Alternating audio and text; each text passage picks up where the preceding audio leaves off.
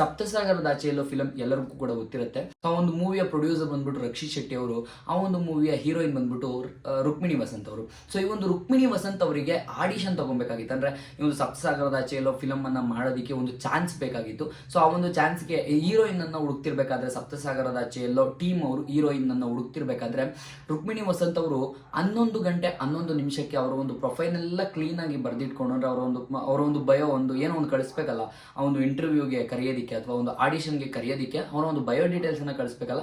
So ಒಂದು bio details ಎಲ್ಲ type ಮಾಡಿ ಇಟ್ಕೊಂಡು 11 ಗಂಟೆ 11 ನಿಮಿಷಕ್ಕೆ ಕರೆಕ್ಟ್ ಆಗಿ ರಕ್ಷಿತ್ ಶೆಟ್ಟಿ ಅವರಿಗೆ ಕಳಿಸಿದ್ರಂತೆ, ಅಥವಾ ಹೇಮಂತ್ ರಾವ್ ಈ ಒಂದು ಡೈರೆಕ್ಟರ್ ಏನಿದ್ದಾರೆ, ಈ ಒಂದು ಮೂವಿಯ ಡೈರೆಕ್ಟರ್ ಅವರಿಗೆ ಕಳಿಸಿದ್ರಂತೆ.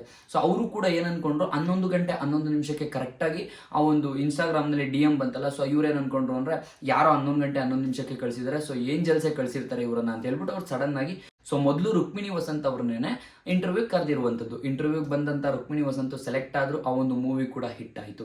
ಸೊ ಅದಾದ ನಂತರ ಅಂದ್ರೆ ಈ ಒಂದು ಮೂವಿ ಹಿಟ್ ಆಗಿ ಸಪ್ತಸಾಗರದಾಚೆಯಲ್ಲಿ 1 ಮತ್ತೆ 2 ಎರಡು ಹಿಟ್ ಆಗುವವರೆಗೂ ಈ ಒಂದು ವಿಷಯ ಯಾರಿಗೂ ಕೂಡ ಗೊತ್ತಿರಲಿಲ್ಲ ಸ್ನೇಹಿತರೆ.